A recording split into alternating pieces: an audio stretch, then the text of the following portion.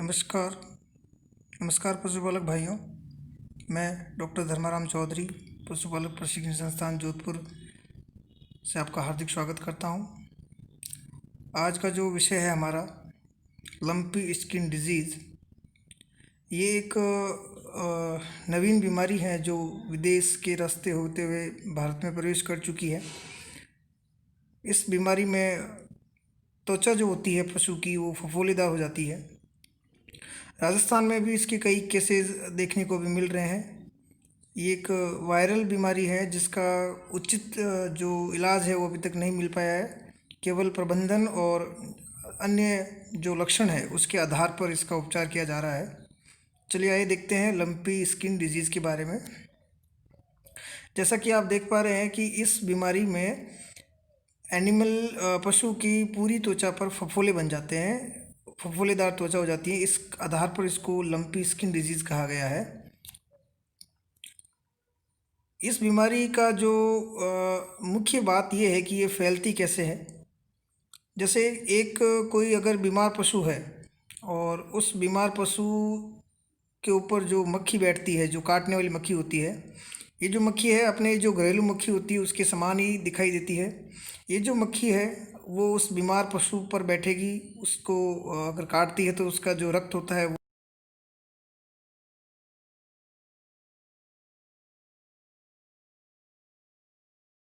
पशु को काटती है तो ये जो विषाणु होता है वो स्वस्थ पशु में स्थानांतरित कर देती है। और यदि कोई पशु दूध देने वाला है, दूध दे रहा है और उसका बछड़ा दूध पी रहा है उसका, तो अगर वो संक्रमित है तो दूध के माध्यम से भी वो जो संक्रमण है उस नवजात बछड़े में आ सकता है। तो ये एक तरीके का संक्रमण का तरीका होता है कि भाई अगर एक बाड़े में 10 पशु है और उसमें से एक पशु संक्रमित है और मक्खियों की जो आवाजाही है या जो संख्या है वहाँ पर बहुत ज़्यादा है, तो संभावित ये है कि अन्य 9 पशु भी उस बीमारी से संक्रमित हो सकते हैं। चलिए अब देखते हैं कि इस बीमारी के जो नुकसान है एक पशुपालक को क्या क्या हो सकते हैं।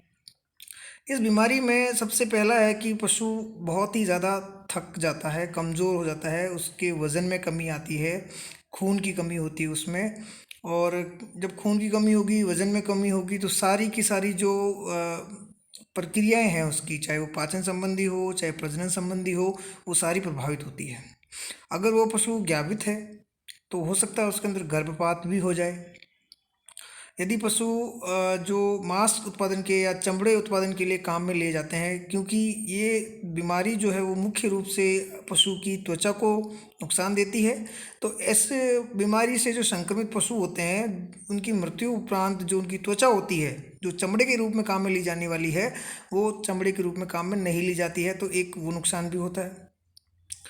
और वही पशु अगर मांस उत्पादन के लिए, जैसे हम भैंसों को उम्र के बाद या बहुत ज़्यादा रिपीट ब्रीडिंग के बाद उसको बेचते हैं, तो जो उसको खरीद के आगे लेके जाते हैं मांस उत्पादन के लिए, तो उस पशु को भी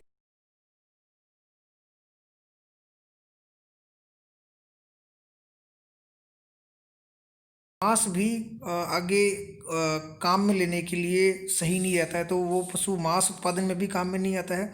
साथ साथ थनैला रोग भी इसमें मुख्य रूप से देखा गया है। अगर थनैला रोग हो गया है तो जाहिर सी बात है उसकी दूध में खराबी आना या दूध में कमी आना संभावित है। तो कहने का अर्थ ये है कि ये बीमारी एक पशुपालक को 4 से 5 तरीकों से नुकसान पहुंचाती है, जैसे त्वचा का खराब करना, उसकी मांस को खराब करना, उसमें गर्भपात करना, दूध का उत्पादन कम करना या थनैला रोग का इसके अंदर ज़्यादा प्रसार देखना।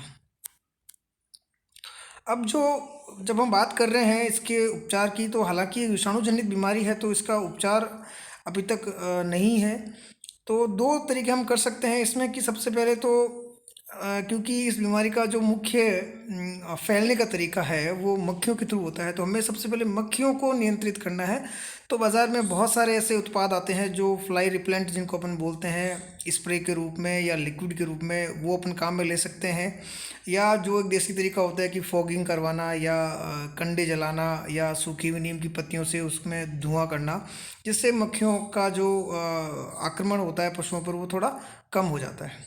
एक दूसरी बात ये है कि जैसे मान लीजिए 10 पशु है और एक पशु अपने को संक्रमित उसके लक्षण आने लग गए हैं, तो सबसे पहला काम होता है कि उस पशु को अन्य स्वस्थ पशुओं से अलग रखना और समय रहते उसका उपचार करवाना। हालांकि ये बीमारी एक सेल्फ लिमिटिंग है, अर्थात उस पशु की जो रोग प्रतिरोधक क्षमता है, उसकी जो ताकत है अंदरूनी, उस आधार पर ये बीमारी उस पशु को कितना नुकसान पहुंचाती है, इस बात पर निर्भर करती है। अगर पशु स्वस्थ है, अच्छा उसको संतुलित आहार मिल रहा है, मिनरल मिक्सचर मिल रहा है, या उम्र उसकी कम है,